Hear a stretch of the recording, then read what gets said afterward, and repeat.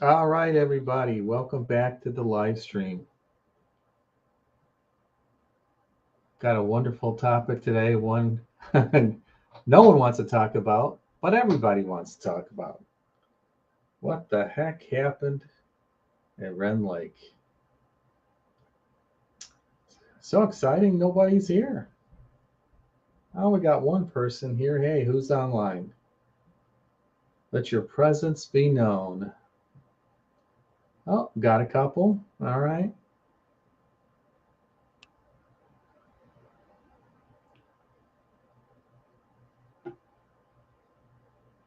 Reached out to a couple of people, talked to a couple of you guys after the last one, said should have like a round table or something here. What I figured I could do here is if you guys put your email addresses in the comments here one at a time, maybe I can shoot you a link and we can go around the table and discuss that glorious tournament. Yep, here you guys. Yep. Yeah, with how bad the water looked and what was going on, I thought they would reschedule the water. I think it was 16 feet over normal pool, highest ever, 16.21 or something crazy like that. But it was only like 6 point something over the night before. You could see where it had receded already, another foot or two on the water line. But those bass were just turned off, and that north side was just still chocolate milk. All right, first brave man to put his email address in gets on the show. Let's go. Hey, Brian, Ron, Ron, you back on? Yeah, we got four. We got someone else. I see Eric's on there. Yeah, sorry I missed you, Eric. I was kind of looking around for you here and talking to a few people. And man, sorry, guys, I've been meeting so many new people lately here. Sometimes I'm not sure who's who. So don't be afraid to come up to me. I can talk.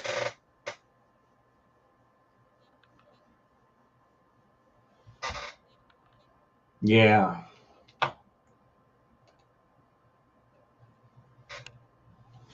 So yeah, I gotta imagine, you've seen that from some of the other tournaments. I mean, they had canceled some down at Kentucky Lake that just horrid conditions, just absolutely freezing. Or last year at Table Rock, they fished in 25 degrees. You couldn't get in a handful of casts before your line froze. They hate rescheduling. I think they got deals with the Chamber of Commerce's for bringing people in, so you got that problem. And it wasn't like it was dangerous. The Kentucky Lake, it gets so churned up and it's so big, and you got a ripping current and debris floating in the water. We had a lot of debris. Um, I didn't see anything big on Rend Lake. Did you guys? I didn't see any big chunks. A lot of little chunks, some sawdust kind of piles, and some small, little pieces. I mean, I'm sure there was something bigger out there, but I did not see it. Welcome, Mark. Help you run. Oh, yeah, yeah. I had a couple people on the docks when we were weighing in say hi and just kept walking. I was trying to get my fish in the bag, and those smallmouth can jump right out, so you got to be really careful when you're putting those smallies in. And I had a mean one. Went north and didn't see too much to beach. So Brian caught a fish. Yeah.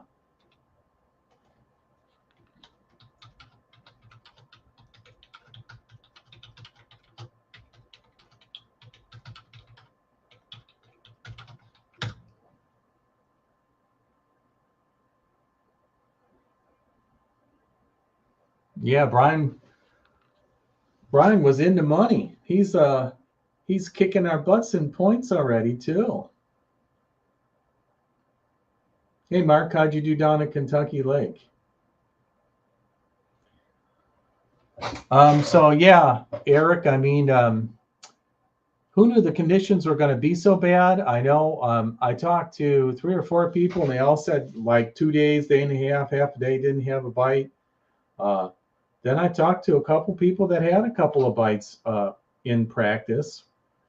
I didn't even see any. I didn't see much bait. We did see a little bait. We did see a little more life later in the day. I mean, not only the high water conditions, but we had that cold front roll in, and it was cold again, and the water had just dropped 7-8 degrees from what it was, beforehand. So maybe that came into play.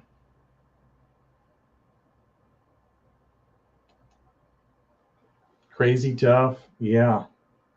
Rend Lake can be tough, but it's never been that bad. In fact, a lot of people might have left here. I captured it with my hand cam. Robert Evans was saying this might about be the worst BFL they've ever had as far as catches and weights. He said there was one in Mississippi somewhere a handful of years back that was really, really, really bad.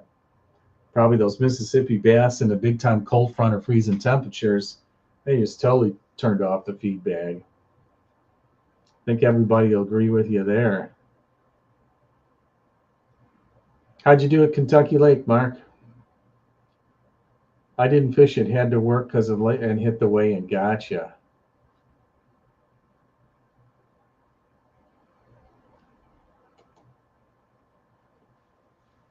Didn't see much debris. Yeah, okay. We went up to the bridge and just a little bit past it, and it was pretty dirty. In the creek channel coming through the 154 bridge, we did see some fish there. But my boater had his light scope out and threw 3 or 4 different things right in front of him. He was just going around a stump. Wouldn't even sniff a bait. Wouldn't even look at it. You could have maybe hit it later. No one ready to go online and be a star. I make you an internet star overnight, people. Get 88 views.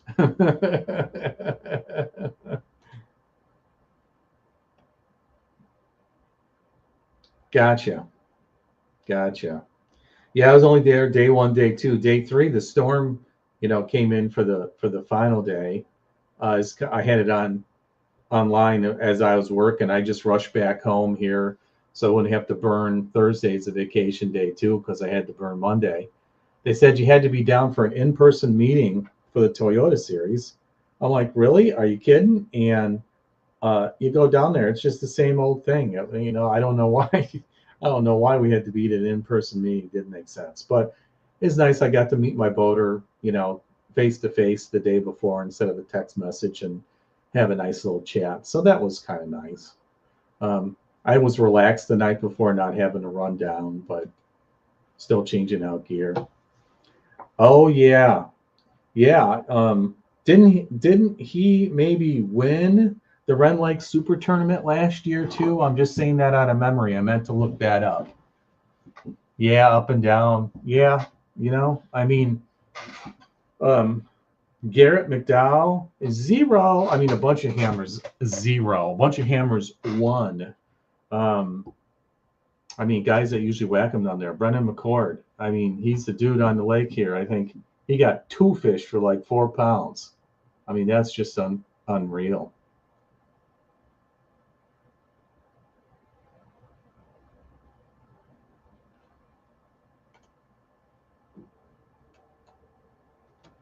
So hey guys, why were you thinking the bass were so turned off? I've had a couple of theories. Combination of things. Maybe some wild theories here. I mean, obviously everyone was like, they're up in the bushes and weeds, which they love down there. But if there's too much water, they get too far back. But the water had come down a lot. We saw a lot of area in the bushes where it was perfect. We had another 10, 15 feet of shoreline and a bunch of bushes where we could get at and flipped. And then there were some areas you really couldn't get to, way back in those wetlands, or you couldn't get under, a couple of the little bridges, or, the water went back, 100 yards, past where you could even try and get a boat into. You know, what you guys thinking about that? What are your thoughts?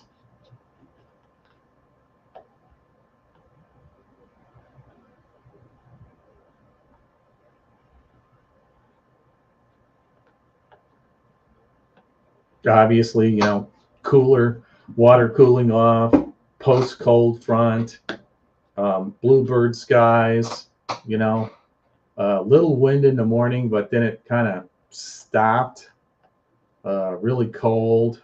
The water went up really fast. Yeah, for sure. For sure.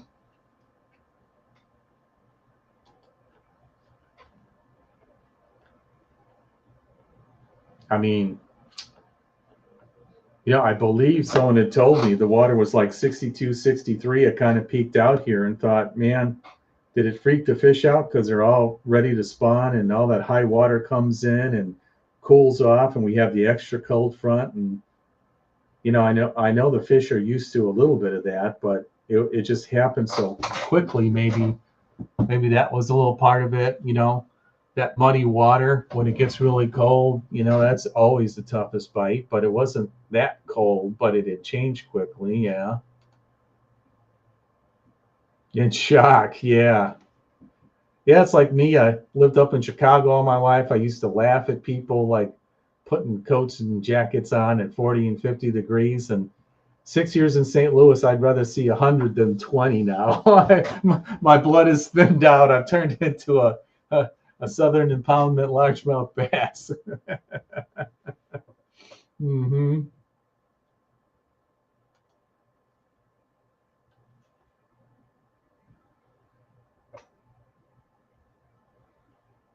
Yeah. Yeah, near the end, we started off in Sandusky, and of course, a, a couple regulars were there, but there was only one boat when we pulled in, and we were 32 out of 62, and we went all the way to the back and fished. We spent 2.5 hours there. We didn't see anybody in the back with us.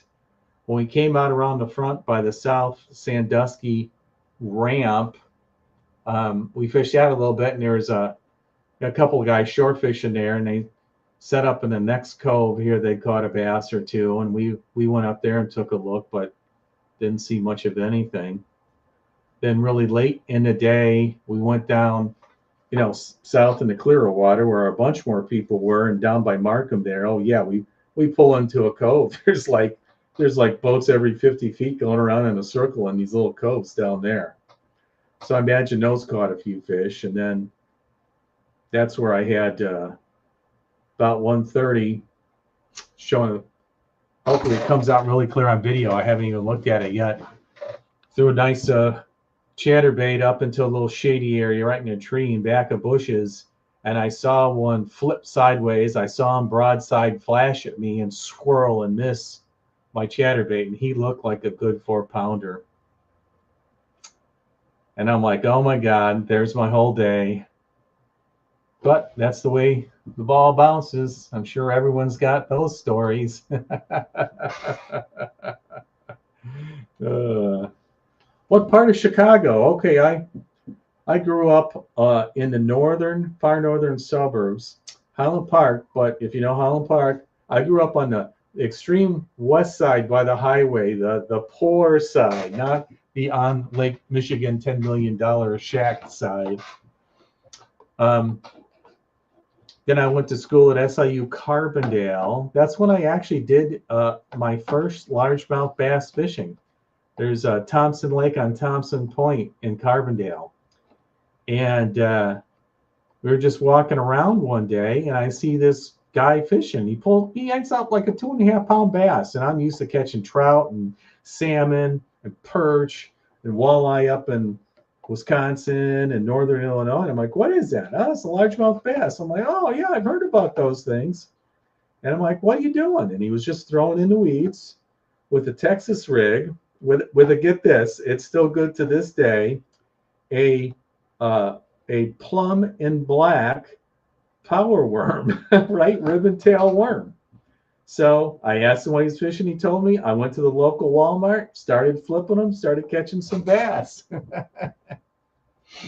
um, And then after I got out of school at Carbondale here, I got a job with Motorola. So I bounced around the western suburbs.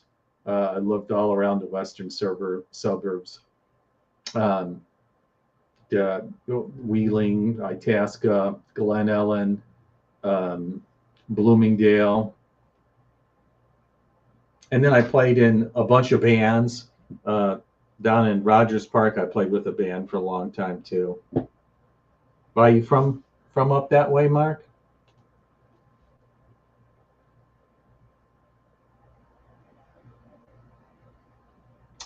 Yeah, I agree with you. I talked to a couple of people kind of in the know. My boater's Mike Swetland. Great guy, by the way. Great boater. We had a ball. It's going to be a really good video. He's a drummer. We talked a lot of music. I guess we'll cut some of that out. Some of the comments I'll have to cut out too, but uh, he was saying the same things. He's like, man, it's funky now, and like a lot of these tournaments, um, in another week or two, it's going to be a powerhouse down there. It's going to just go berserko. So maybe people are going to shy away, and it's going to be a great time to be down there this weekend or next weekend.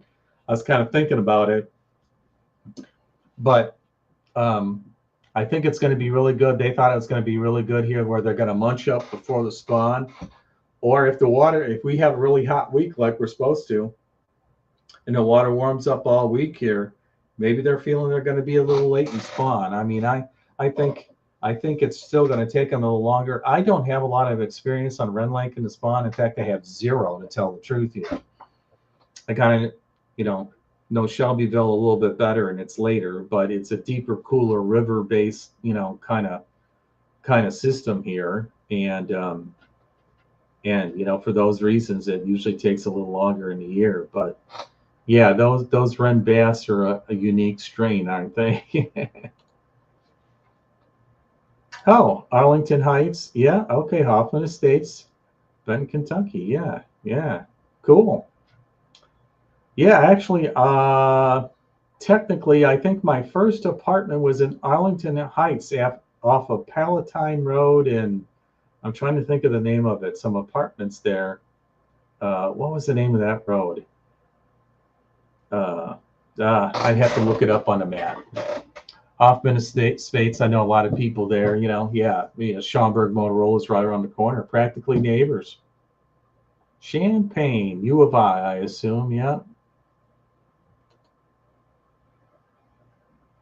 Brian, are you fishing Table Rock? Hey, guess what, Eric? Maybe we should hook up and chat.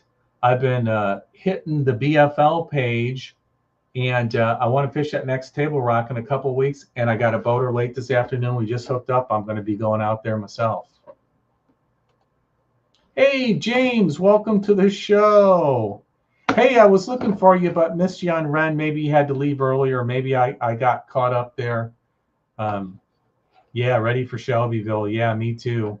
And I was debating, should I go practice on Shelbyville or do the Table Rock thing? And I'm like, oh man, I've been on Table Rock in 3-4 years. I'm dying to get out there. So I'm like, I'll advertise for a boater, and if I get a boater, I'll go. And if I don't get a boater, I won't go. But sounds like fun, and it should be a perfect time. Shelbyville, yeah, I have not even been on the lake yet this year. I'm going to be at my place this weekend.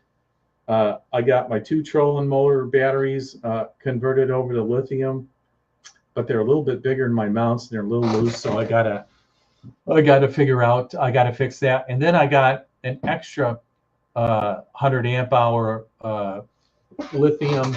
I want to take my electronics off my main starting engine battery, so I don't have those problems. In fact, I had that at Kentucky Lake. We both got 3 fish. It's like 2 o'clock. It's like 3 o'clock. We got to be in at 4 o'clock.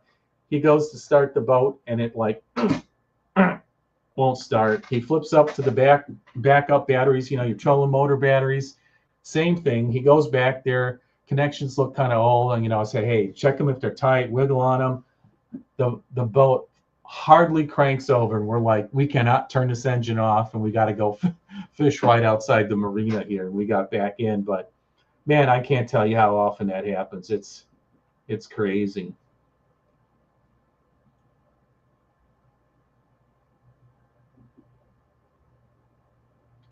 Yeah, scoping on Table Rock, totally, totally. But go back and watch, Alan Bernicki's. If Alan can catch him and not complain about him and placing all these tournaments all the time, it's just got to be, techniques and strategies. In fact, um, the night before the first Kentucky Lake, I listened to that whole podcast again, and there's certain things I remembered and certain things I forgot. So, man, he gave us a lot of good juice in that live stream. So, man, I'd recommend it. I would recommend it.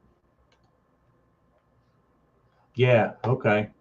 Hey, like I posted earlier, guys, here, I want to kind of do a roundtable. I reached out to a couple of people that are busy or didn't want to talk about Rend Lake. If you give me your email here, I'll shoot you a link and put you on the channel. Hey, James, you want to jump in for a little bit? We can talk. Eric? 0, so I loaded up and headed south. Yeah, I hear you. Did you have any even nibbles, or were you seeing them and they're just not biting, or what's your feelings there? Or what, James, you got more experience probably than most all the rest of us on here. What was causing those fish to be so finicky other than, the typically obvious stuff, but we'd love to hear from you on it.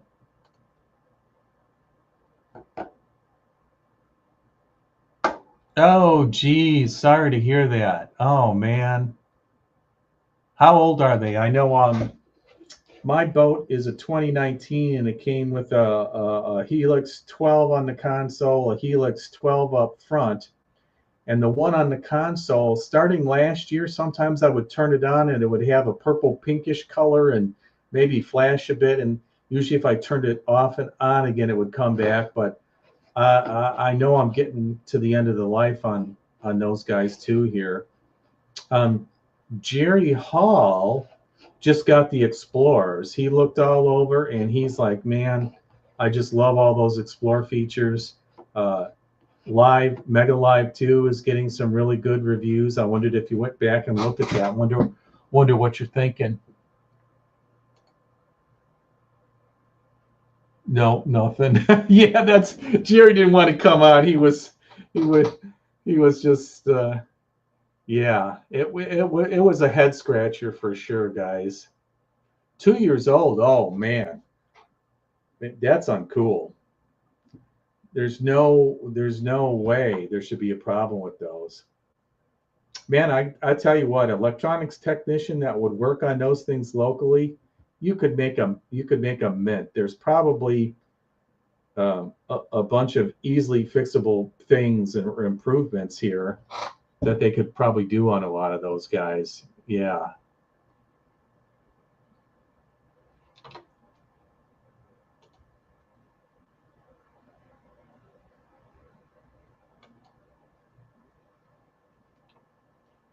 Oh, I didn't want to do that.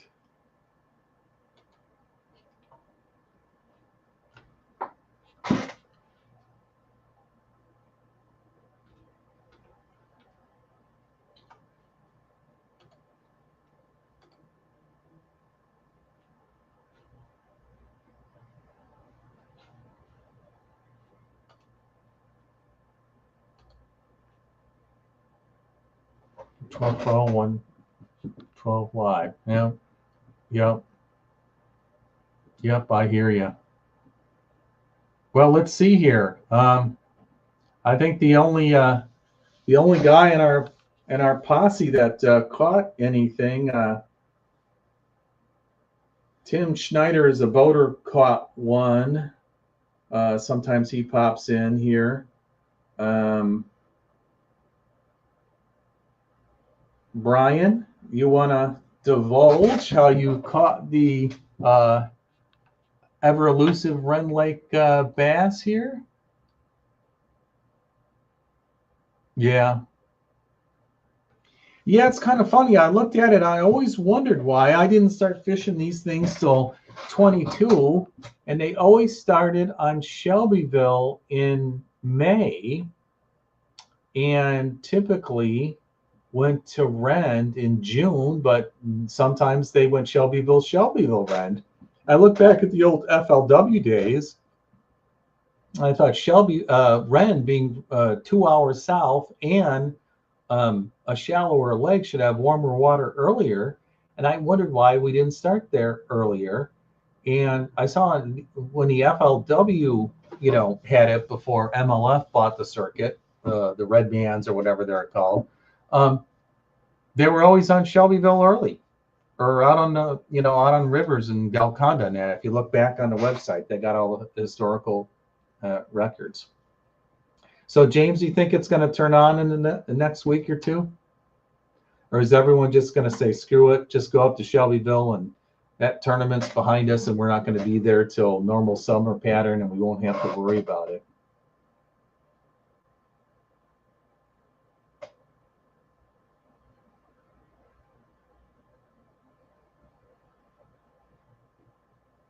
Well, if you guys don't want to talk about that,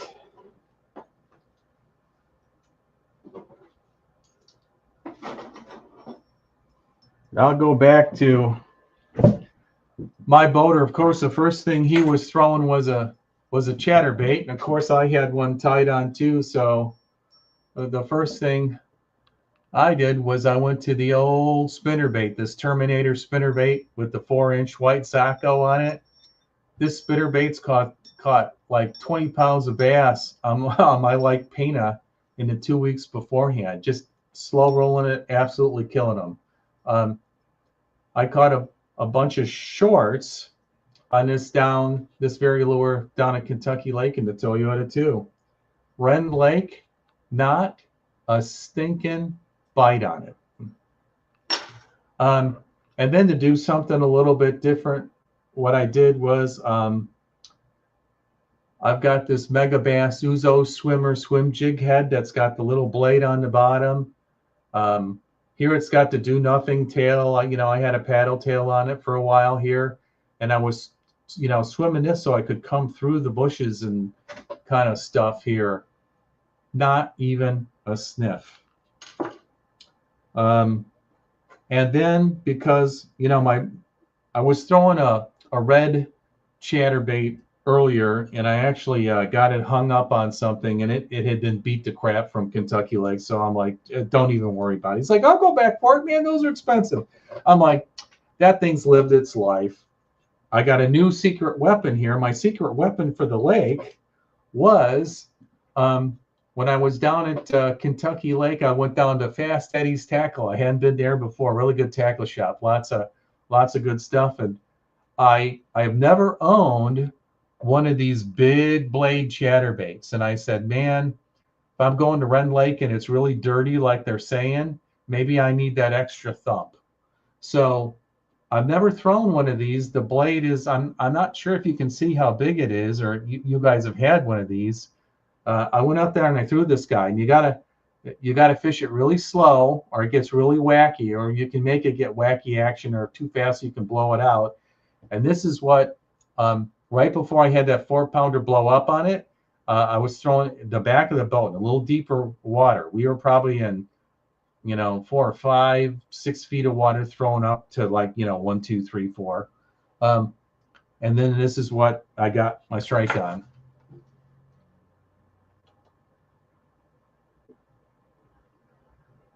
1.14 to get a check. Yeah. James has got the details there for sure. Black and blue chig with a Yeah, Brian, your boater came in like second or third, I believe. I can't remember the name offhand, but I looked it up here. And yeah, I had a finesse black and blue jig on too. At first, I had a little blue sapphire chunk on it, and I was thinking it was a little too big, so I took that guy down to a smaller trailer too. Yeah. Brian, did you have just the one bite? Did you get any shorts or have any more sniffs on that jig? Because I had nothing.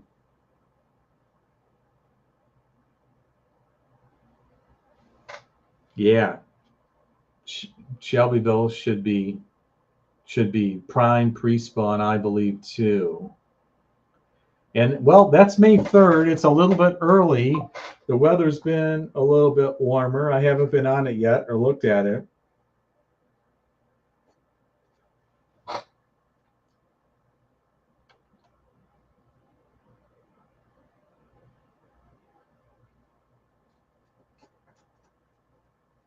Yeah. Yeah, yeah.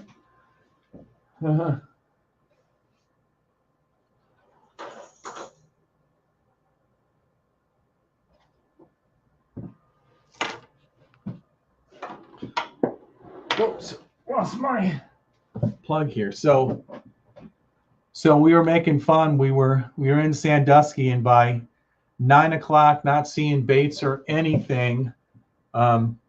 Right when I'm thinking I should pull my wacky rig out, the boater pulls his rod out in front of me. I've never seen a boater pull a wacky rig out at 9 o'clock in the morning before. Yeah, I talked to Hayden. Had a couple of shorts on a black and blue jig. I think he said a rage tail. I heard a few people talking chatterbaits too.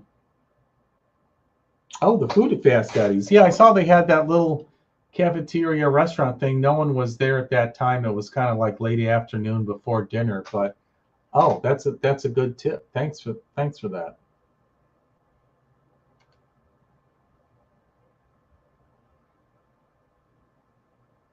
Yeah, yeah, yeah. Kentucky Lake was like that too here. Almost all the bites, and most of the bites on Kentucky Lake were crankbait and chatterbait, almost exclusively.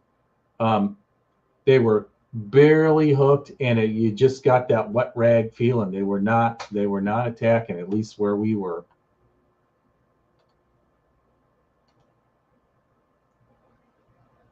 Be nice to know more from some of the other guys.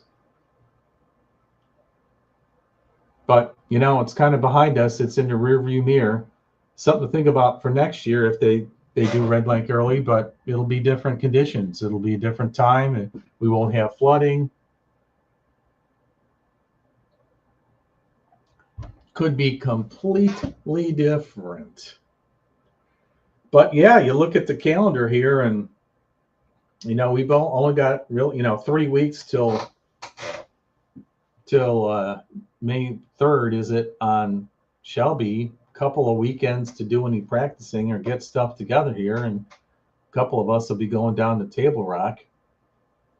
Hopefully not sitting behind scopers, but if that's what it is, well, okay, maybe we can pull something up. I even went to a super finessey little crankbait too. One of these Megabass Z1s, I think it is. Oh, the thing's just a beautifully swimming little bait here. And I didn't have anything even look at it.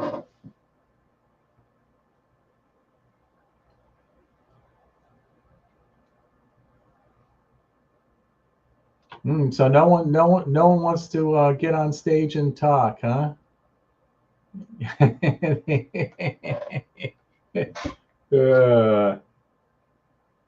All right, you guys. Well, what are your plans for Shelbyville? Are you guys going to be out doing some pre-fishing?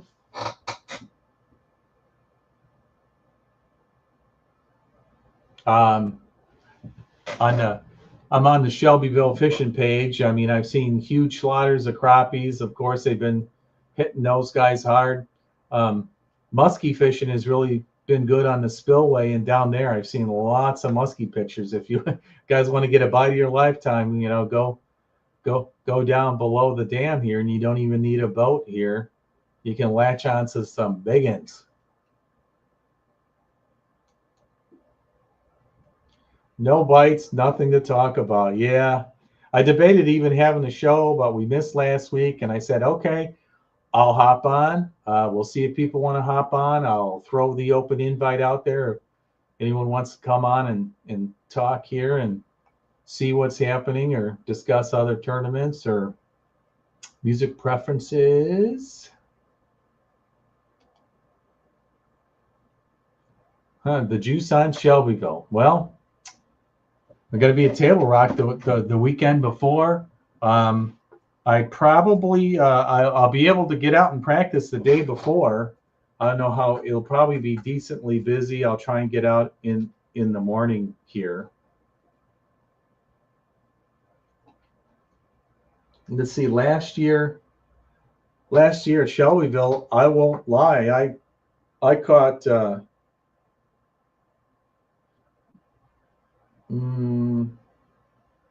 I caught two keepers, and both of them were on a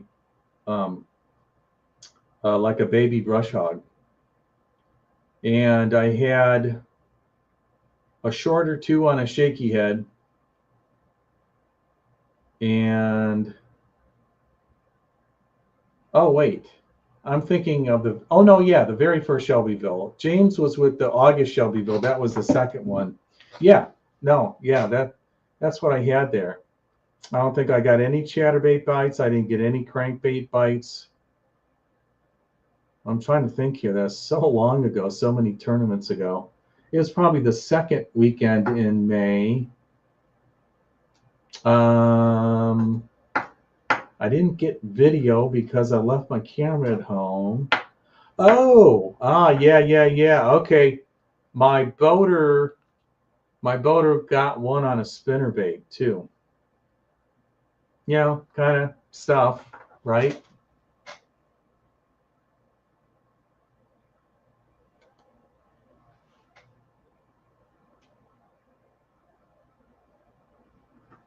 Oh, Soldier Boat. You're in the middle of upgrading boats, downgrading boats, side grading boats, paying off the ex-wife boats, paying a college fund boat sale. What kind of boat sale? Oh, I sent you an invite, James, on your email. If you want to just hop on, I gave you the email link in there. We'll talk about Shelbyville, and James lights up. Hey, look at that. It took me a few minutes to get my computer and get it over here and get set up after you said that. So yeah, no problem. Because I had my internet go funky 2 minutes before live stream. I had to reboot all my equipment. That's why I was on late. Yeah, I got tired of trying to text and look and text with my thumbs ain't that quick. So yeah, not like these young kids that can text 100 words a second. Yeah. Huh? So I mean, Rend was just being Rend this early. Have you fished Rend that early before? Have you had that experience? I have, and it's been the same thing. I mean, if you go all the way back to 2015, which was it was 3 days later, instead of being on the 12th, it was on the 15th. Other than that, it's always been in the end of the month, 28th, 30th, and had better better results. So it's always been towards the very end of April. But the only reason why they had it so early this time is because they got the first Shelbyville May 3rd. Yeah. And you got Easter in there, so they couldn't put it any later. Yeah, it's a late Easter. I know this is like we just had the earliest Easter ever like a year or two ago, and this is like the latest one I can remember. So I don't think that they'll make that mistake again. I think from here on out. Are you a bet man? Huh? Are you a bet man? Yeah, I'll almost bet on it. just because I seen John Wright talking to Rob and said, they was on the ramp talking way before, and John Wright I think has got some pull, with Rob, and and he'll put the word and say, hey, look at the last time that we had it this early. If anything, go Shelbyville and then Rend. Even if it's 2 years in a row that you got to put Shelbyville first, or make sure it's later.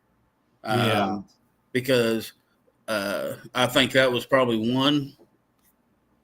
The reason why that one of the reasons, there's probably multiple reasons, but that's one of the reasons why we only had 62 boats. Yeah, that too. A lot of people was like, it's too early. I ain't fishing because I know how that lake fishes that early. And two is just because the way that MLF's fishing right now, they only got two regions that's going to be in the regional. Mm-hmm. And it's going back up there, so that's kind of another reason. But I'm predicting we're going to have probably close to 80 or 90 boats at Shelbyville. I was guessing it was going to go up. I thought this one would be more, but I knew with that weather, the flooding per se more, and probably people down there know those fish are finicky and didn't even want to bother. And it was big bass weekend on Ozarks. I know a couple of guys said, and made the right decision and went to the bash. And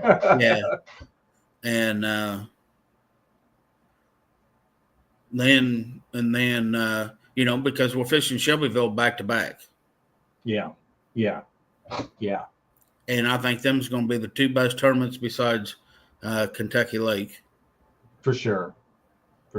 There'll be that Rend Lake one in July, and it'll be who knows what again, right? Because Rend in July. Yeah, Rend in July. It's going to take, I'm going to guess, probably close to 14 pounds winning it. There's going to be a lot of 2 and 3, a lot of 2 and 3 fish. It's going to, it's going to be better in July, but not as, good if it would have been in 2 weeks, right, or 3 weeks. Right. And the good thing with Shelbyville, it's dam controlled. Yeah. Rend is spillway. Yep. So there was no way to stop it from, the water going down and letting it crest and get stable, then fish it. That water is continuously, there was more water going out than what was coming in. Yeah. So with that constant water dropping, the fish really didn't know what to do. Unless you got into, I knew that the fish that was probably going to be caught was going to be caught flipping, just because of the people that I talked to said that was the only way that they got a bite. But they were so far and few in between, fishing 3 hours before they got a bite, fishing another 3 hours before they got a bite. And that's just a constant. And and I can see that. But I fished. Yeah, Larry's saying the same thing here. You know Larry, right? Yeah. And but if you could have got to where it was really, really, really flooded, where you had the bushes and had, a half a mile of water behind it, then bushes up front would have been a lot better than any other. Yeah. So you flip all day? No.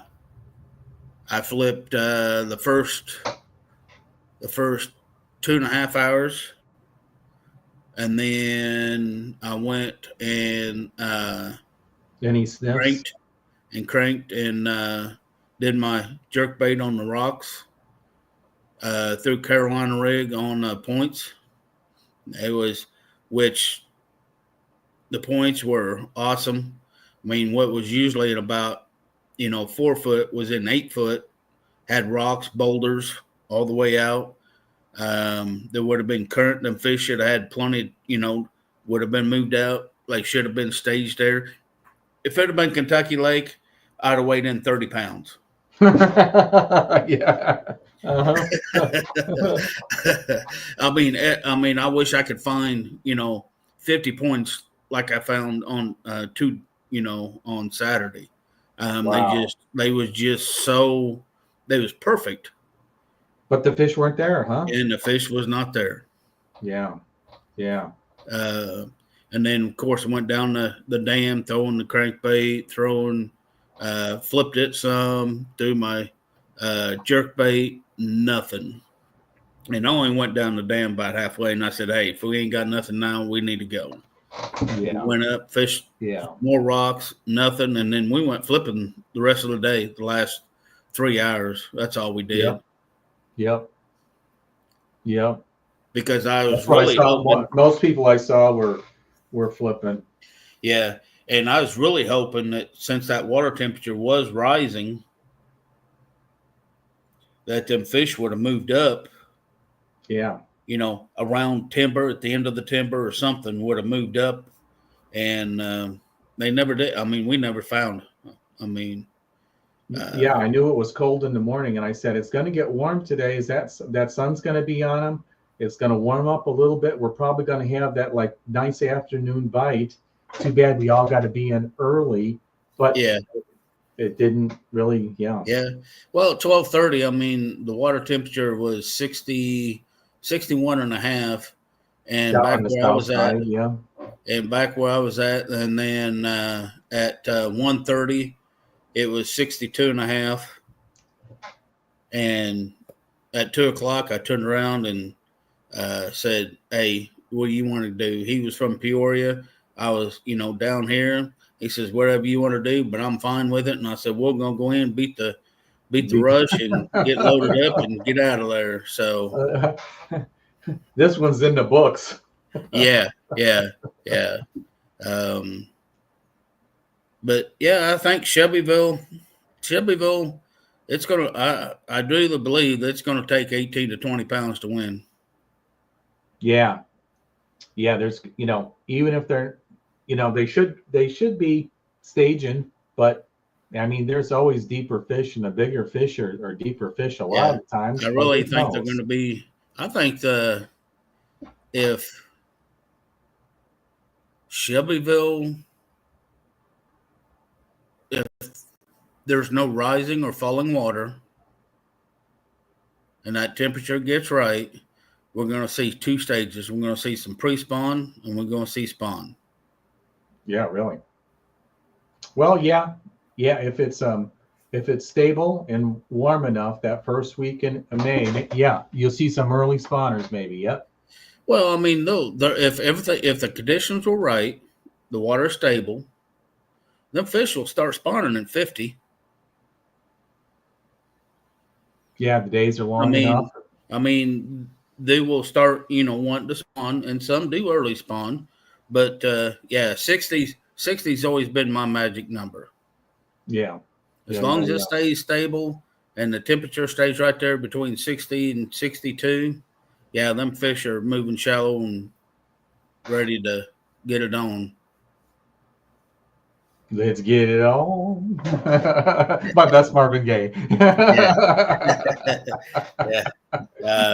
I'm actually looking forward to it. I'm taking this weekend off. I got to take that other depth finder back down there to CNO and have them send it in and along with the other one and see if they can get it fixed. And while I'm down there, I think I'm going to get me a hummingbird, and I've got one coming from in Garmin already coming from Bass Pro Shop when they had it on sale, the 12 with the 34 nice. forward-facing sonar for about $3,400. I already got that coming. Nice. Unfortunately, I've always had good luck with Lowrance up until these, and I just can't believe that being, the 12 Pro only came out last year. Yeah. The Lowrance sonars, I've heard nothing but great things about up and down. The Ghost trolling motor, I've heard problems from most people. Yeah. Not to poo-poo on anybody, just relaying because I'm going to tell you one thing right now. My next boat, is going to have the Minn Kota Quest. Yep. And I'm going to have The nothing but Hummingbird, so you Marantz have the and One Boat Hummingbird. Network. I mean, Hummingbird and Garmin on it. Yeah.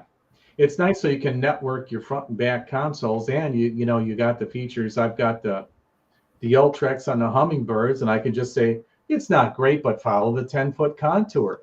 That's really Right. convenient, and Yes. you got a little speed control, and you can just not worry about a pedal or whatever, and go do your thing. Yeah, and So if your waypoint's within a quarter mile or something, you can just say, boom, go to waypoint, and it'll just troll you right over to it. Yeah. So they say I'm supposed to be able to do that with my Ghost, but I ain't figured it out and I ain't seen nothing. So I think somebody's telling me a story. Yeah, it's kind of a pain in the butt to figure out. I mean, I was watching some videos, and the videos are always behind the latest software release, and they change stuff in the menus, or the menu looks different, or it's a different keystroke. And Yeah.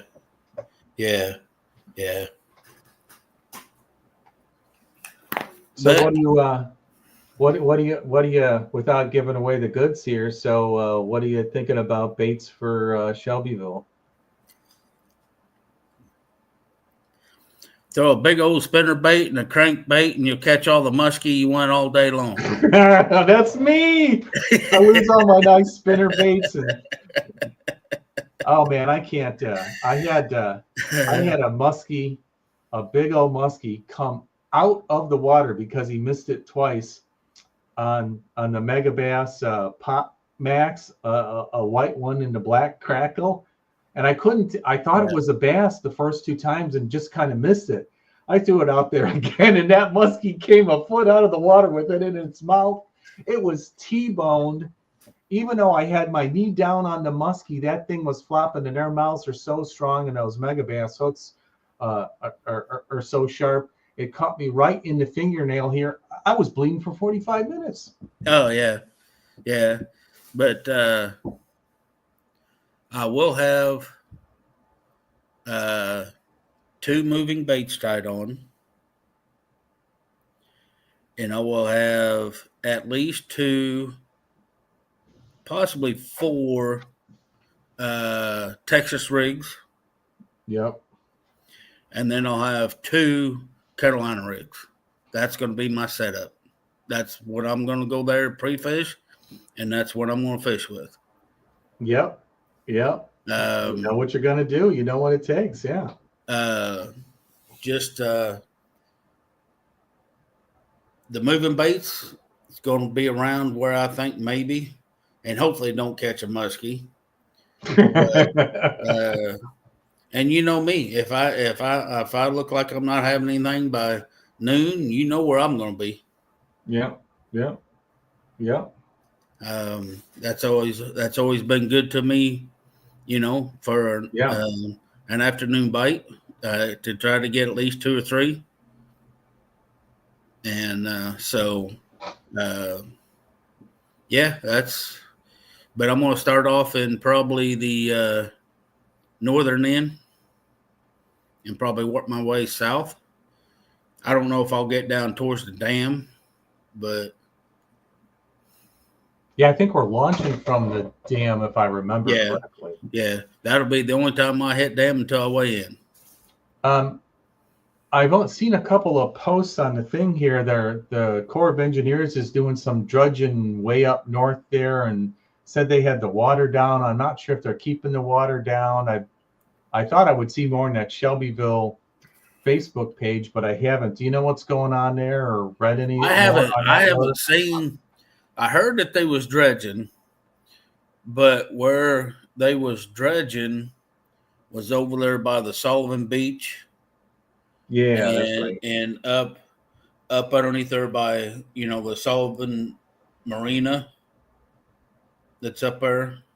Yeah. And up in that channel. But why would they need to draw the water down? I mean, I can see them getting down to normal pool. Yeah. Yeah. I mean, this was a couple weeks ago and stuff, but Yeah.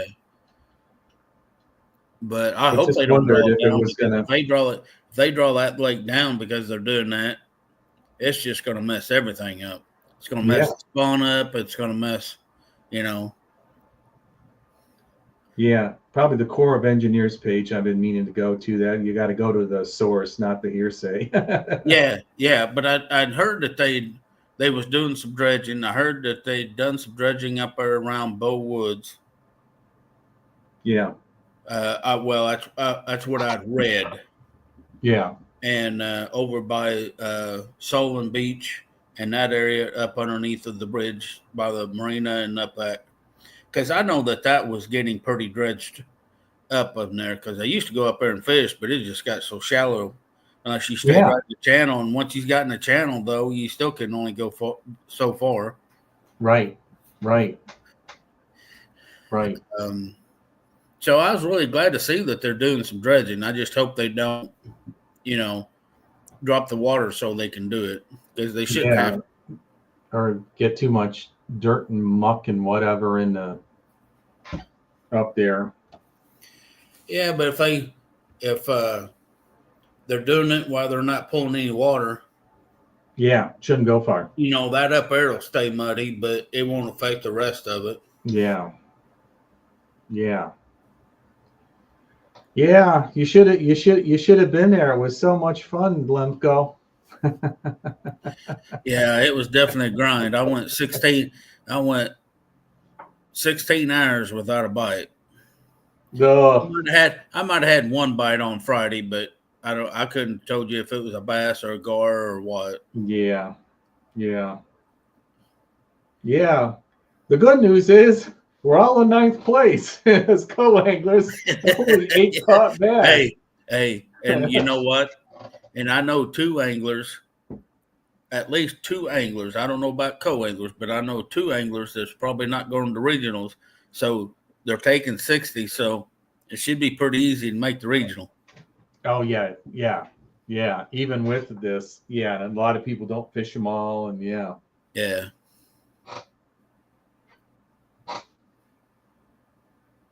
So, but yeah, I mean, it's kudos to the ones that caught fish on Rend. I mean, Travis Bowley, and didn't he win the Rend tournament last year too, the Super Tournament? Am I remembering that wrong? Am I remembering the year before? Who? Travis Bowley.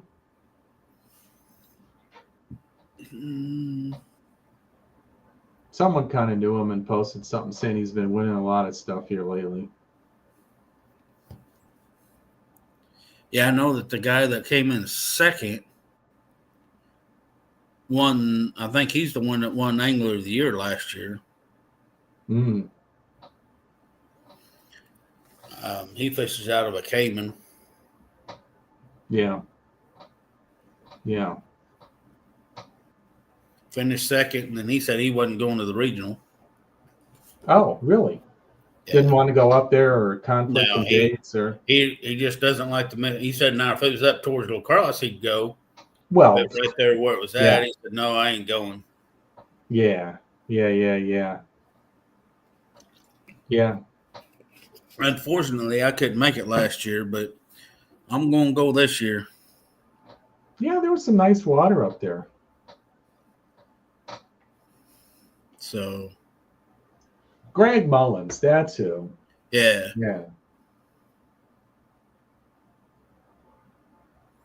Yeah, we had that fancy purple and black speck bokeh. I thought it was a Phoenix at first. I think Tin Horse, that's what he was going to get. That's a hot Phoenix color, and they got the purple trim on the motor custom. That looks cool. Yeah. I talked to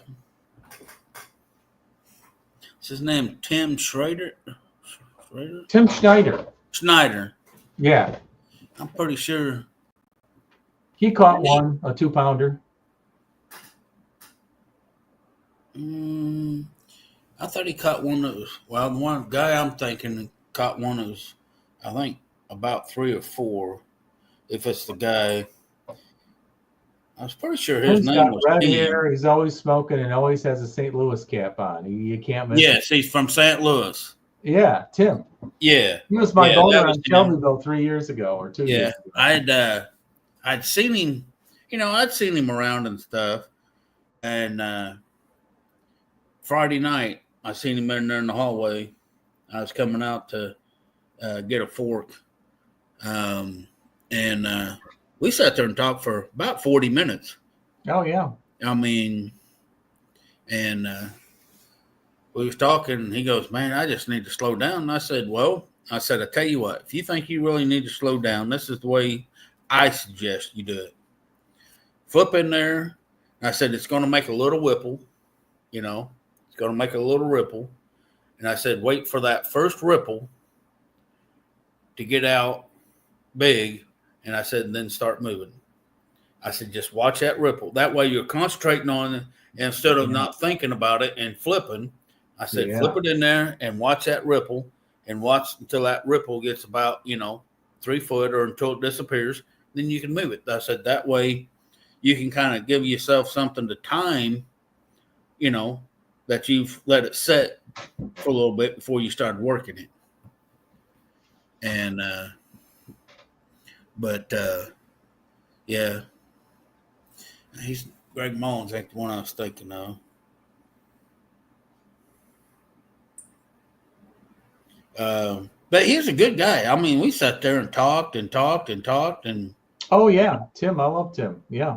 I'm trying to get him on the show. He's a little bit shy about it, but he said he's going to work on it. He's not. He's not the public speaker type. I'm like, but we sit down here and talk with the guys all the time. Yeah, and I could tell. And I could tell he was kind of shy, But yeah, because he goes, well, there's the hammer, and I said, I've been called a lot of things, but I've never been called a hammer. And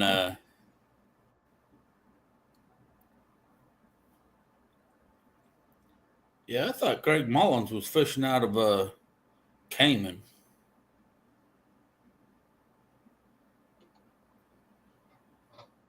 Why isn't Paducah on the schedule? Yeah, it's been the last 2 years. I don't know why, if they thought maybe since the Super's on Kentucky this year, maybe it's because everyone was complaining about they took the dock out last year and it was just horrible getting in and out, and people were scratching up boats and stuff because they said a barge hit it. Maybe they're rebuilding the area. I mean, who knows? Maybe the Chamber of Commerce didn't want to pony up the bucks or the perks that MLF wanted. That's a question to talk with Mr. Evans about, probably. Everyone kind of hated it. I didn't like it the first time, but I'm like, wait a second. River fishing's a different ball game. We don't do any river fishing. They always used to have, a Mississippi trip on the roster. It's part of being a more rounded fisherman. I think and it's smallmouth. I think that the reason why that one of the main reasons is people were complaining for the last 2 years of the fish. Yeah. In the spots, and says, why do we keep on coming down here when we got a scrounge for 2 12-inch fish when there's other fisheries. Yeah. I mean, I didn't mind it, but it was. I mean, you only had a couple certain places on the Tennessee in the Cumberland to go and to where you was, knew that you could catch some fish, and you had to have a high number to get up and get to them spots. Yeah, I know. Was it last year? No, it was a year before. We drew like boat number 7, and I was with Todd Blakeman, and he had a big old 21 foot Ranger and a 250 horse, and we took off to get up to that dam, and we had guys being a little wacky. You've got barges and houseboats and whatever areas that had to go by us, and by the time we got up there, people were on all the spots, and they'd lost a 20 boat tournament right there. So they already had a half an hour on us. And yeah. I don't know how John Wright got up there. Kim was in the boat, and he was right on the money spot on the point in between, if you know what I mean, right in that current scene. And she caught 3. I think she might have won or come in first, second place. I don't know, but it made her day. Yeah. Oh, and by the way, guys, I talked to her before the tournament and after the tournament. I'm going to get her on the channel. She's going to come on. I think it's awesome. Carving the way for women. You see more women in fishing. She's super competitive, always does real well. And she's like, oh, that sounds cool. I don't follow that stuff, but I told my husband I want to get a camera and I want to do this. And I was kind of giving her some pointers. So we're going to get her on too here. I thought that'd be a really cool bio to get on. So upcoming plug for the channel. Yeah. I got a GoPro 7. I got it when it was brand new, when it first came out, thinking that I was going to start on this, and never did. And I thought, well, if I'm going to do it, so I got the GoPro, what was it, 12 or 10, 11 that came out 2 years ago. Anyways, it was a new one that came out 2 years ago. Got it, the mic, everything, was going to do it. And I've taken it out, and nothing's ever went through it. So, you mean, it's kind of pretty easy to video if you remember the camera and turn it on. You get it on widescreen. Some of the settings I can show you. I can give you some hits. My buddy, he does editing and getting the video off and editing is the pain in the butt in the consumption. Yeah, Micah, he's got to where his battery and the setting that he uses, he can get 8 hours out of it, or about 7. And he does some pretty good. He does some pretty good videos. And I said, man, I can't get more than about 4. Well, the little bitty batteries here, you only get like an hour and a half of HD. If you're doing HD eats the batteries more, and that's with the better settings, and that's the better ones. Yeah. This guy I bought this year, the YOLO Tech one was $80. Maybe it's a little better. This is the Chinese one. For $40, I can get 7 hours out of here. And if I've got a good one in the battery, I can just about eke out 8. And actually, I found I didn't realize my wife had it in a drawer. This is one I can put in my pocket. This one here, it's like top heavy. And you feel, even though it's only 8-9 ounces, man, it's there all day, Yeah. But I'm going to try this one in the pocket, or some people put it right on your like console. Like one of the guys I fished at Kentucky Lake, he had it on that little clip right on his little console windshield with this battery too. Yeah. Now, I've tried to run the cord, because I've got 2. You got a cigarette lighter power or USB, yeah. And running up there, but it still wants to run off the battery instead of off the power. And for some reason, I haven't figured out where the setting is to make sure that it runs off the power instead of the battery. You know what I mean? Because it doesn't charge the battery fast enough to keep it up as it's running or recording. And then I've got the pole. Yeah. I've got the pole. Yeah, the yellow stick or whatever. Back that the camera goes on, and it does the same thing. So it's got to be a setting or something. You said you have a 10. Yeah, I'm gonna have to do some more research and really get into it, because I really like trying to video, especially when I'm out there pre-fishing. I was going to mention that. Guys, even if you don't do videos, it's great to critique yourself, because you can you see things in third person in real time from a real observer point of view, like that comment about I'm fishing too fast, or I'm missing bites, and I find myself watching the video, and a lot of times that bite is, when I watch back the video, it's happening before I felt it a little bit. And it's like Yeah. makes me want to pay more attention to what exactly is going on. Yeah. I'm getting better at my subtle bites. And I used to, as soon as I felt the thunk or the tug, the first bite, I'll usually kind of reel up the slack and then watch my line to see if he's running. Now, as soon as I feel that, I'm setting the hook. Just You for the think you're fact getting that more hookups that way? getting more hookups, because usually I'll feel that first tick, and then as I'm waiting, I'll feel that second tick and go to set the hook, and nothing's there. Well, I've watched some some videos, and what's happened is them fish come up here, do this. That's the first one, and they're doing this on the second one. Yeah. So I got to where it's feel that first tick or see that first line, just that line tick, I'm setting the hook. If I miss it, I miss it. But my hookups has been better. Yeah, I think it's according to the bait, because if you got something like a jig, they usually have to pick it all up, or it's a little one and you don't care anyway. But something like a worm, I've seen the videos where a lot of times they get some of it in their mouth and they take about 3 or 4 swims and then they gulp it all in. Yeah. Have you seen some of those? The underwater camera stuff is amazing. Yeah. But if I'm throwing plastic, it's something. Yeah. You know.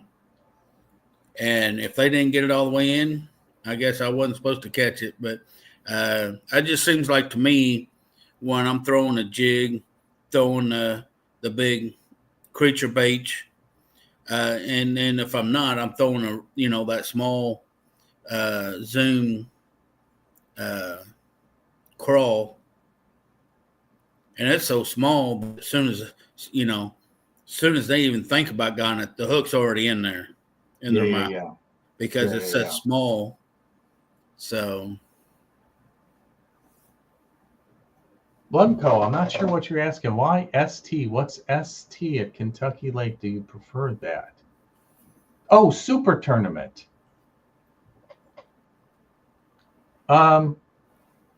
I just think it's a much better fishery than our fisheries up here. I don't know. Smallies, catching smallies is fun. I guess I did a lot of fishing down there last year, and I hated to get on the Toyota series. I'm feeling more comfortable with the lake, the areas, the kind of styles of kind of fishing here. And, I don't know. I just getting maybe I'm just getting bored of Shelbyville and Rend, especially after the last Rend tournament. Yeah. I can't get tired of Shelbyville, but I could get tired of Rend just because. Yeah. And to me, I just soon go to the Ohio River than Rend. To at Rend. Yeah. Someone was asking about Carlisle. I'm like, Carlisle's just full of carp and stripers and a lot of crappies, but I've never heard much in the way of good bass fishing on Carlisle. But I had a friend at work say, "Oh, I catch bass all the time there." I'm like, "Really?" Back in the day, we used to go over there and fish, and in the club tournaments, we'd fish, Carlisle. Mm-hmm. But you gotta kind of watch yourself on Carlisle. Because of trees and that, especially on that north end. Oh, yeah. Why aren't you boater? I thought I was gonna do this year is I was gonna boat a line I division and kind of co-angle a further away division. And I guess when I got down to it, I said, I'm not doing that good as a co-angler. I'm still learning stuff. One more year, and next year I'm going to do it. And then the other reason is, and I haven't done it yet, but I got to get to it. I made a whole thing here. For the channel, what I wanted to do is go do some fishing videos on some of the other little lakes around here you don't get to see. I've heard some good things about Sarah, Jacksonville, Springfield, Clinton. There's a bunch of other lakes, and just, kind of take my time kind of doing that stuff a little bit too. So Yeah, maybe next year. Yeah, knowing bad about some of them lakes, I know like Lake Sarah, Lake Mattoon, and Oh yeah, you keep bringing up Mill Mattoon. Creek. It makes yeah. And Mill Creek is they used to have a daily, so you had to buy a daily pass, and then uh, you you know you was good for the day. Sarah, you have to buy a yearly.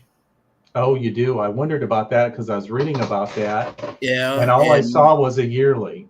yeah, and Mattoon, I believe it's nothing but a yearly now, and it used to be either or. You could buy a daily or a yearly, and Sarah used to be you could buy a daily or a yearly, but they changed it to where you can only buy a yearly. And the only one that I know that you can still do a daily and a yearly, and that's Mill Creek. And if you plan on fishing it more than 3 times, You might you're as better well. off. You're better off just buying a yearly. Yeah, Vandalia. The last time I went down there, I think it was 3 years ago. It was $20 for a day. It's like, okay, well, what's a year? They were just trying to get traveling boats off the lake. I think, you know. Well, see, and that's the way with them other, them 3 lakes is they don't want all everybody else coming down there and fishing it Yeah, and putting more pressure on it. right. And the ones that are there, and fairly close that's going to fish it, they're going to get their money. Yeah, So, yeah, but that's the only bad part about it. yeah. Shelbyville's nice. I mean, it's all nature. No houses, no docks. It's very pristine that way. That's what I love the Yeah. views. You're always seeing deer and animals, and it's like the outback parts of Rend too. Another core lake with no houses. Yeah. See, and then Mattoon's got houses all, on it. Lake Sarah has got houses all the way around it. Dock City. Dock City, and Mill Creek started off didn't have any docks and no houses, but they're starting to put docks and houses on there. But they cater to the pleasure boaters instead of the fishermen. Yeah, yeah, yeah. Like So the Ozarks. Oh man. Bef- Before Memorial Day and after Labor Day, and even those months are a little cantankerous, but forget it. In yeah, between those dates. yeah, and that's the same way with Shelbyville. There's boats on there that shouldn't be on Shelbyville, but they're on there. Oh God, yeah. I saw one at the I had to get that boat repaired at the shop, and this one it's one of those cigar speedboats. It's got 400 horse uh, motors on it. I'm like, geez. I mean, Shelbyville's so windy. I mean, you can't even get up that fast. I don't. No, I don't think. and then all the cabin cruisers. Yeah. There's some 30-foot cabin cruisers out there cruising that can't even get up on full plane, and they're throwing a 6-foot wake behind them. Yep. Yep. So We that's saw one when we fished. yeah, yeah, yeah, yeah, yeah. You slowed So way down, and we still had to hop the wake far away. yeah, yeah. So Pool 19, that would be nice to be on the schedule. I know that's the other thing, speaking of what I was going to do, I'm like, oh man, um, after hearing about Mississippi River in Wisconsin and talking to, I had both my boaters were Great Lakes because that's how they tried to mix it up. And I'm just like, hearing, reading, and seeing, I'm like, oh man, I got to get up to like pool 6 and 7 and 8. People are just talking about there's only 3 months they bite. Man, they got to feed up. mm-hmm. So I was going to road trip that one. I was trying to get my brother-in-law to go, but yeah, I'm not sure if that's going to work this year. Toyota Series, man, great to draw Drew Gill, but if I get my money's worth, I don't know. We'll see. I'm learning some there, but yeah, it's still fun. It's still fishing. It's still a Oh hell of a yeah. lot better than working. Yeah. Yeah. Too many fisheries, not enough time. Oh, most definitely. And I just wish I had about a 25-foot boat so I can fish Shelbyville no matter what. Yeah. What kind of boat would you fish off of that big? Oh, I built, well, the Ranger makes one that's 22 foot long. Yeah, 20. Yeah, those they're behemoths. Yeah. But yeah, you almost need a 25 footer with a, kind of a deep V, but yet Yeah. that way it stays up and gets in big waves. But other than that, I don't know. That's the only thing that scares me about fishing Kentucky Lake Yeah. is hitting it at the right time where that wind's not blowing 20 mile an hour. Yep. Yep. And I'm starting to learn 68, 80 and north, which is better. But if you ran from the dam down to was it Big Muddy, that's still a little bit of a hole. Or Yeah. Jonathan Creek, that's still a Yeah. little hole. Yeah. So, but when you got 4 and 5 footers, that makes it for a long ride. Yep. Yeah. And speaking, Ron, when he fished with me on Friday, he'd never fished out of a boat. Oh, really? Well, congratulations, you And broke them in.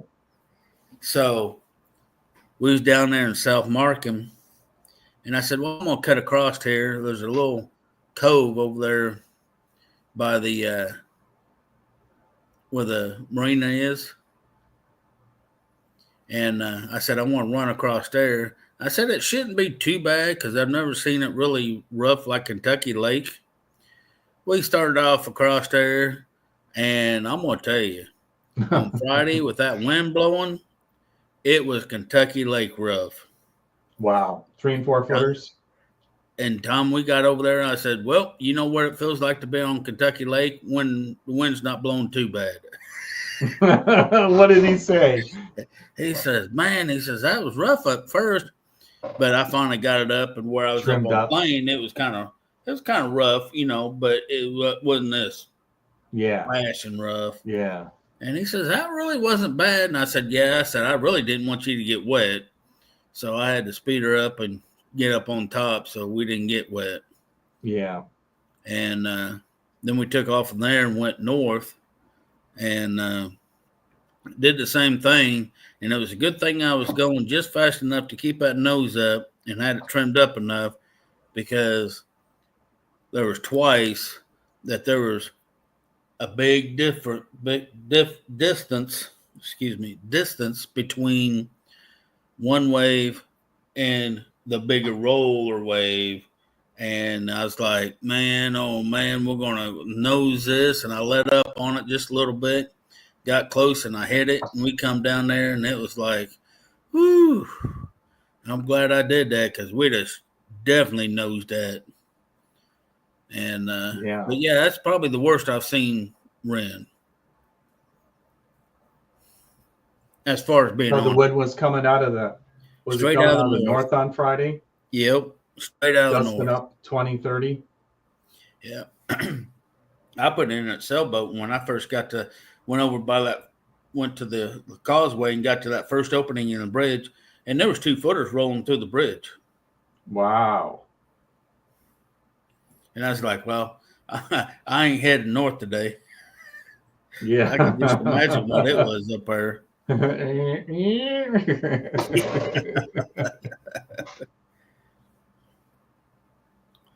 Let's go. Dude's asking about brush hogs and Shelby. Huh. Well, I wouldn't be afraid to put it in my arsenal.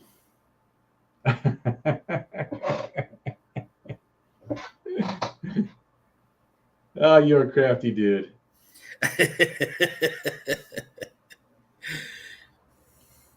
Not saying it'll be good, but I'm not saying it's going to be bad. But I'll definitely have it. That'd be a bait that I would probably want in my arsenal. Yeah, yeah. You gonna come out and fish that one, my friend? Yeah, Gonna I'm hop signed. in I'm one? signed up. I'm signed up Oh, for I'm it. asking a No, Lemco here. Yeah, Lemco. I know you're fishing it. I hope I draw you. uh, Who'd you draw? Who'd you have on Rend? Who's your co-angler? I think his last. I was pretty sure his last name was Snyder. Bill. Yeah, that kind of rings a ring. A Bill S something. Yeah, I've seen out there. Yeah. How did he feel about the lake? He said it was Rend. Yeah, so he's familiar. Yeah, he's fished the Illini division.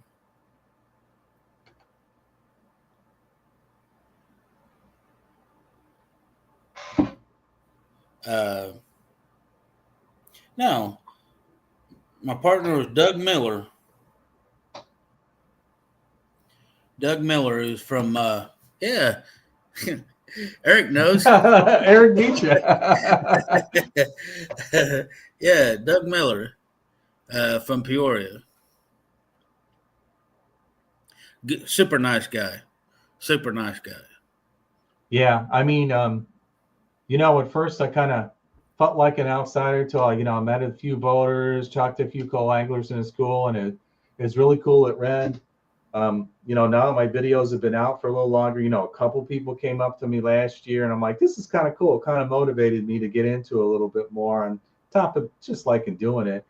I had a bunch of people come up and talk to me, and I throw anyone out there.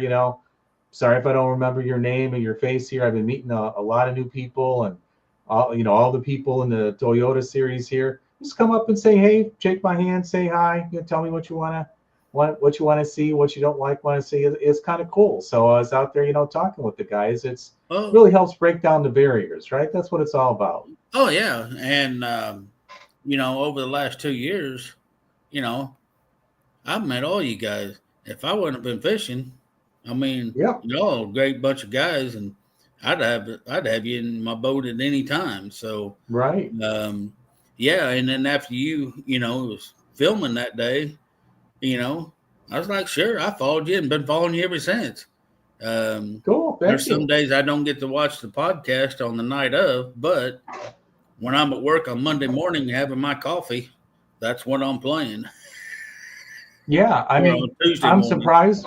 We've got a core group of about 10 or 12, maybe growing a little bit, but most casts we're getting 80, 100, over 100. And, people are watching it. I got up to about 215 subscribers now, and if you're watching, only 82% of you are subscribing. It used to, or not subscribed.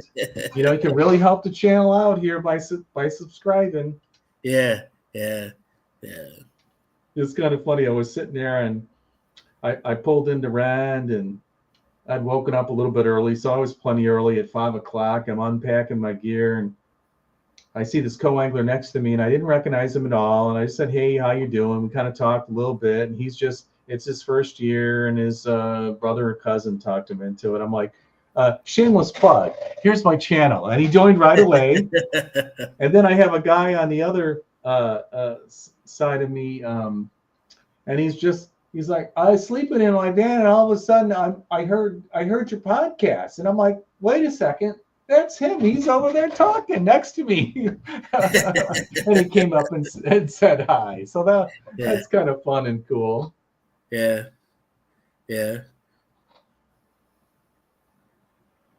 Brad giving away the goods. The old pit boss. Yeah, okay. Yep.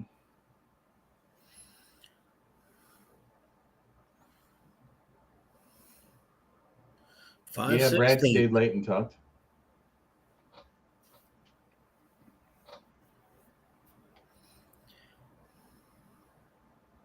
maybe we'll fish, but not sure. Yeah, I get it. I understand what's going on. It'd be nice to see you. Like the way you're thinking. Yep. Yep. Shelby, it can be kind of clear. It can be kind of dirty. It can be kind of where you're at, It's kind of it is kind of a unique fishery because, I mean, it's got a lot of shallow bays and stuff, and sometimes you can get bites there and sometimes you can't. You got to go a little deeper. And I was such a, and another thing about being boater or non-boater, I tell you, the main thing I've learned on these tournaments and a lot going down to Kentucky Lake is just really learning electronics and how to fish a little bit deeper and follow the fish. And, I find myself here, even though I was at Painted Lake for 10 years, man, I'm finding pieces of structure in that I just passed up or didn't see, or just, okay, that's just a little twig over here. Oh, that little bitty stump and twig is, when there's nothing to hide behind, they got to find something to hide behind. Yeah. I don't care how small it is, right? Right. And I know that when I pre-fish, and especially if I'm fishing a point, I'll usually start off kind of medium where I can still throw the edge of the top. Right. You got it. You can't go in. And kind of feel to see where them fish are, whether up on top or whether on that edge on the drop or a little further out on that point. And, we fished a couple of points real hard, and we start, come up, we'd fish it kind of shallow, and then we'd move out to see if he was on the drop. The further we got it kind of out on the points, and the one you hooked up was up on top. Yeah. But I've gone by there and fished that same log a couple of times. Not the same results yet. Yeah, matter of fact, it wasn't too long after that I seen a video and I was like, huh, that looks familiar. But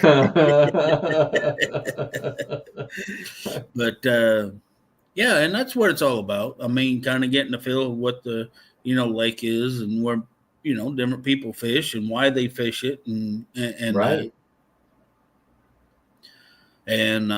On Shelbyville, it doesn't matter.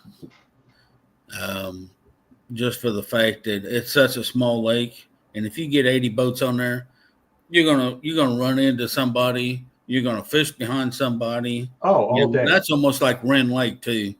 All day. Yep, absolutely. It just rotates. Yeah. We went back into Markham, and it was just like, you got to be kidding. 50 yards, 50 yards, 50 yards, 50 yards, 100 yards, 100 yards. Just take your turn, go in a circle. Yeah. The very last place we went, I told Doug, I said, I know there's going to be at least one boat in here. And we hadn't even barely come off a pad and hadn't even got into the mouth of the cove yet. And I seen 4 boats. Yeah. Yep. And it was like, well, there's only one of them that I know. I don't know the other 3. And the one that I thought that was going to be in there wasn't in there. Yeah. Just because it was getting later, and I figured that since I knew that that's where he started, that he would try to come back and finish up in there, but he didn't come back. So. Right. Well, before we close out today here, planning to have a stream next week. Throw out some topics, guys. What do you want to talk about? It was so depressing to talk about Rend. We just went right on to Shelbyville, which is what I was thinking we would hit it in the next week or two. Maybe we can still talk at some, but maybe there's some other topics or whatnot we can talk about here. I wish you could do a poll in this thing. This is the free version. I just tried it out here, and it's got some pretty good features. And then when I click on a really cool feature, it says, $40 a month or something. Maybe I'll pop for the better version. We can do some more stuff here. What kind of line does everybody like to throw? What size? What's their favorite knot? What knots do they use the most? The old braid to leader face off. Now going to from braid to mono, I ain't got none of that down pat yet. Yeah, man, I tell you, I can tie that FG knot or that double uni. And my brother-in-law was showing me the crazy Alberto, which I guess is trying to be or Alberto or crazy Alberto or whatever. I'm like, okay, that's not too bad. I can do it sitting in a table at home. But you get out on a lake, if it's bouncing around and the wind is blowing, I'm like, man, I don't have the eyes for that. And I don't bring my glasses out there. I probably should. I fish one knot and one knot only, except for when I go to braid to nylon, then that's whatever knot that I can get that'll go through the eye. Yeah. Some equipment stuff here. Yeah, that's interesting. Rigging techniques or something. Yeah, have a deep dive on something. That's a good idea. What are you guys thinking? Throw something out in the chat or hit me up. The other thing here is, I was going around the talk and trying to get a couple more people involved here. Still don't know the hammers very well. I know they were saying, hey, you got to get Brennan on your show and whatever. And I'm like, I don't even know if he talked to me. But, that's kind of neat here. Kim was receptive. Tim, trying to line up Tim. I know, Jim, you said you had some contacts, I think it would be really neat. You were saying one of the Odell brothers that does high school coaching too, and so did the boater I just boated with, Mike Sweatland. He's kind of busy with some other stuff. Maybe I'll be able to schedule and get him on. He does a part-time high school coaching too, and it was so cool. His daughter's on the high school bass team. That's good. That's awesome. But yeah, I mean, if you want, I can talk to some of them and see if they'd be interested in it. Yeah, bounce it off them, see what they think. Some guys like to get on and talk. Some guys don't want to talk about their secret spots or whatever. Hey, that's okay. That's fine. They don't have to. They don't. Excuse me. And they don't have to talk about their secret spots. They can just say, how they kind of approach a lake and. Yeah, in generic terms. Yeah. Hypothetically, if you come up, a point with 3 fingers or something, what would you do? Yeah, or if you're fishing, a compoundment compared to a river fishery, how do you attack that lake in the springtime? Yeah. How do you figure out where you're going to go start and practice? Right. Get some local knowledge. How much do you practice? Do you need to practice? Yeah. What do you really get out of practice? Some people are so pro practice, and a lot of times I don't get practice in, or sometimes it's just more mental confidence or see the visibility of the water. But man, conditions can change so quickly, and fishing old spots or old habits or what worked yesterday, sometimes it works, sometimes it doesn't. Yeah. And that was a prime example when that tournament that I drew you. I'd been fishing the weekend before for 3 days, and the only place that I caught a fish that I felt comfortable on is where we started. Yeah. Mm-hmm. And I said, I really, don't have nothing really major to go on, but I've caught fish here in the past, and this is the only place that I caught anything that kind of go on for today. Right. We kind of fished around there, and then it was kind of like, okay, we got to start working our way back up north. And then you said, hey, let's, stop at this, this place or that place. And I was more than welcome to pull over there and try it. Even though the boat waves, I won't say so much as the wind, but the waves kind of didn't let us fish it like we needed to. Yeah. Conditions. Yeah. Mm-hmm. So, everything changes. And that's the reason Sure why I does. don't like pre-fishing. I didn't do too much on Friday. I did more scanning and looking around and kind of seeing. And we did do some fishing and some flipping and, some things just to see if I could even get a bite. But it was just more scanning and looking than anything. Friday. Looking and not seeing. Yeah. Well, I seen fish, but there was, Nothing grouped up, right? Just onesie twosies. yeah. Well, the one I seen on the causeway, there was like 4 or 5, but they were suspended out off the drop. They was in about 20 feet of water, but they was about 8 foot off the bottom. That's about what we saw off the bridge too. Yeah. And when I threw to it down there to him, went through, fish kind of looked at it, turned around, and they all left. I mean, they was like, and I knew they was bass, just because I know what a bass looks like on my, on my sonar. Yeah. But it was like, they didn't want nothing to do with it. So yeah, they were in a funky mood. yeah. So yeah, I think that's something, talk about different techniques, what braid, do you prefer mono or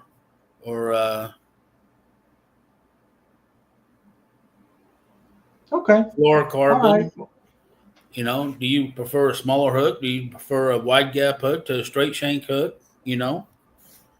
Have some equipment debates here, and maybe I'll try and spend a little time and look at the Corps of Engineers site and see if I can dig up anything on what's going on there. And I might get out on the lake this weekend. Yeah, I'm gonna try to sneak in some turkey hunting. Oh yeah, is it season? I don't hunt, so I don't know. Yeah, season came in. I like smoked turkey. Season came in down here on Saturday, so cool. Well, good luck. I might sneak in and get to try to get some fishing in and some turkey hunting in both. So that sounds like a good weekend. And then I'm coming up to Illinois the following weekend for 3 days. Do your practice the weekend before? Yeah. Okay. Yeah. And I'll stay at my brother's and get to see them and visit them, and then I'll leave the boat up there and drive home and turn around. And so you don't got to haul it back and forth. Oh, that's even better. Yeah, that's cool. I'll leave it at their house and drive back, and then the following Friday I'll just 2:30 I'll take off and drive up there, and I'll probably be listening to the meeting just as I'm pulling into Charleston. Yep. And the meeting's just the same old stuff. I guess I got to do it for the sponsors and clarify what the limits are. You're just reading off the card. Nothing really new there except for the only thing I do is kind of to make sure that there's something new that changed. Exactly. And at least they get through the meetings in like 15-20 minutes now. Yeah. All right, thanks. Thanks for being brave and hopping on. I threw the open invite out to everybody. You're the man. Yeah. Eric should have got up here. Yeah, I wanted to give everybody 10 or 15 minutes to have a little bitch session on Red Lake and get it all out and move on. But I thought it'd be therapy, right? You see, I have my chair. It's like, sit down on the couch. Let me talk to you about that fishing tournament. How do you really feel about it? It was a learning curve. It was a learning experience. Yes. That I prefer not to go through ever again. Us all. So, well, appreciate you having me on here, and I'm gonna get off of here and get ready to go to bed. 5 o'clock's gonna come off early. Oh my gosh, you got the 5 o'clocker. Holy moly. Yeah, you got to get to bed. Yeah, it's not too bad All right. because don't have to really be to work until 7. But I like getting there and drinking my coffee and watching podcasts and watching whatever I Yep. can while I'm drinking my coffee in the morning. So thanks for having Awesome. me, and I'll see you. All right, everybody. Thanks. Keep your lines tight and see you next week on Bass Angular. Good night.